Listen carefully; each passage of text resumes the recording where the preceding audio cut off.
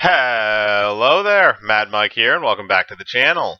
And today we're going to do a trailer breakdown for the new mystery film Death on the Nile, which is a sequel to 2017's Murder on the Orient Express, again following the detective Hercule Poirot, and I'm aware I'm going to mispronounce that horribly every time I say it, so if anybody's going to say that in the comments, it's already taken care of, trust me.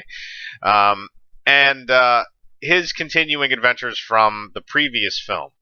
He's played by Kenneth Branagh, by the way, who also directs directed Murder on the Orient Express and is also directing Death on the Nile. Now that kind of the background stuff is all taken care of, we can actually jump into the trailer. Now, the trailer immediately establishes your location. And there's also a monologue that continues at the beginning of the trailer and goes all the way through of Kenneth Branagh actually as the character of Hercule giving the voiceover, and then at the end of the trailer we actually come to a point where he is physically there and we lead to the scene where the voiceover actually takes place and we see all the suspects to the crime and all that. So that is nice to have over because it actually does flow very well with the trailer. It's not disjointed or anything like that. It actually feels very natural with the progression and along with the music that goes along with the trailer as well. I think that was relatively good. So if that's an excerpt more or less from the film, that would be good. Sometimes they do like to play with that a little bit when it comes to trailers, where they'll tweak that musical score just enough to make it sound a little bit better than maybe it actually is.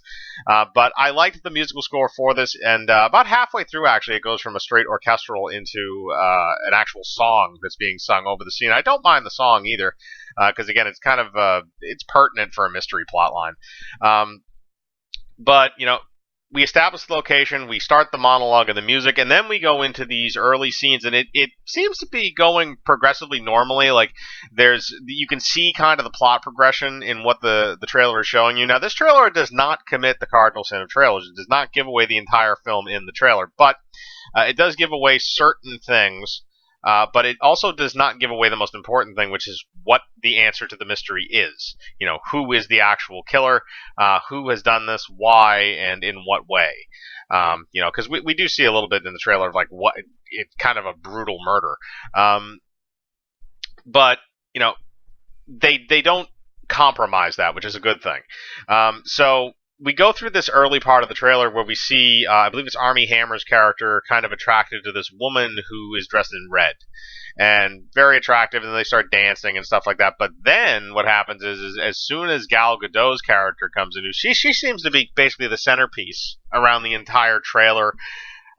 She's actually shown far more than Kenneth Branagh's character, who's really the main character of the story in the sense of, the guy actually trying to solve the murder. But you have Gal Gadot, who seems to be kind of that next supporting character. She seems to be the one that's going to be carrying a lot of this movie along with him. So I did like her in the trailer. She only has one little overlay line, which is kind of interesting. Like, I don't feel safe with any of them. And I'm assuming she's referring to the other people that are suspected of the murder.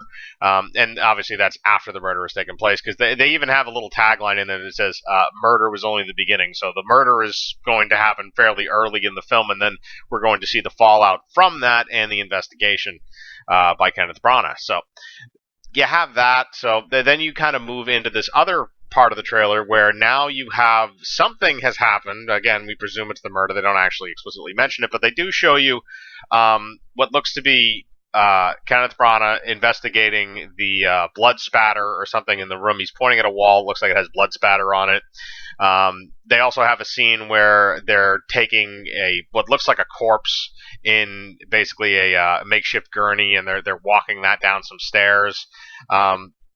We do see the various characters pop up throughout the trailer, the ones that do wind up being seen at the end of the trailer being talked to by the detective.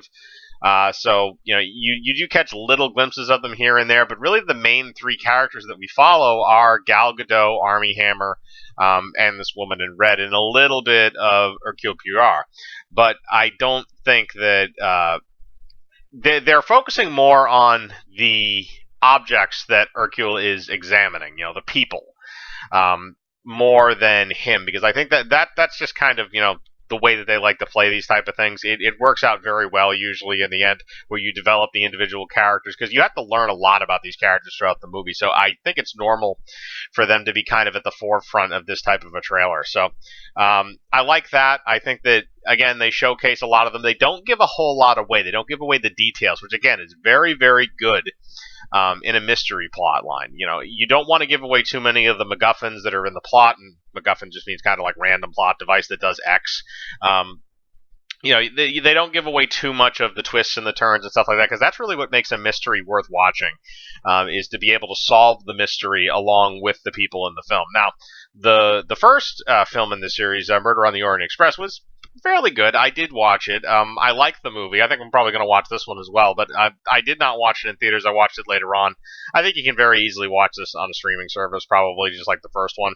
And kind of get enough out of the experience. You know, it's not necessarily a huge spectacle film, even though a lot of the visuals in it are actually very good.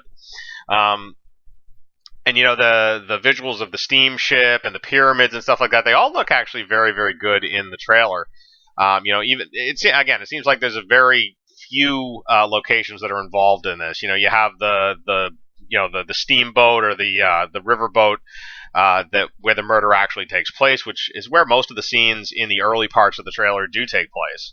And then you have, you know, some stuff on land beforehand, and that's basically it. That's where the entire thing takes place. Again, similar in a way to Murder on the Orient Express, where everybody's kind of confined within a train. So you have like a finite area that people operate in. But, like I said, I think Kenneth Branagh does a good job. All the acting in the trailer looks relatively decent, at least from what we can tell. Again, you can splice those things to make them look however you want. But you got to trust the advertising department, unfortunately, on the surface until you see the final result. But going forward from that, you know, we have the rise in action in the trailer. Then as you get to the end, then you have the whole scene where you know, he's talking to everybody. They also have the scene where there is basically a gun that is getting tossed around. There's a pistol that's actually being thrown around and slid around on the screen. At the end of the trailer, in a couple different scenes, it looks kind of like a pepper box, an old pepper. If people remember what that is or know what that is. But basically, it's a kind of a pistol that has 4 chambers on the end. Oftentimes it was a Derringer or something like that, and it was usually a gambler's gun, small, little, handheld, but you could fire multiple shots.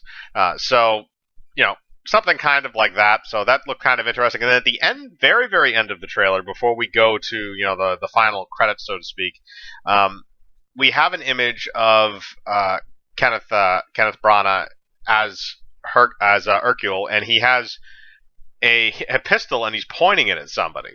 And we don't really know, again, what the context of that scene is. We just know that somehow we got to a point where he has a gun and he's pointing it at somebody else. And it looks similar to the gun that we see sliding around before then. So maybe that's the murder weapon, maybe that's something else. So it gives us a little bit of a clue on one of the MacGuffins, which is probably the gun. So again, aside from that, does not give away a whole lot, but now I guess we do know maybe in the movie to look for a gun.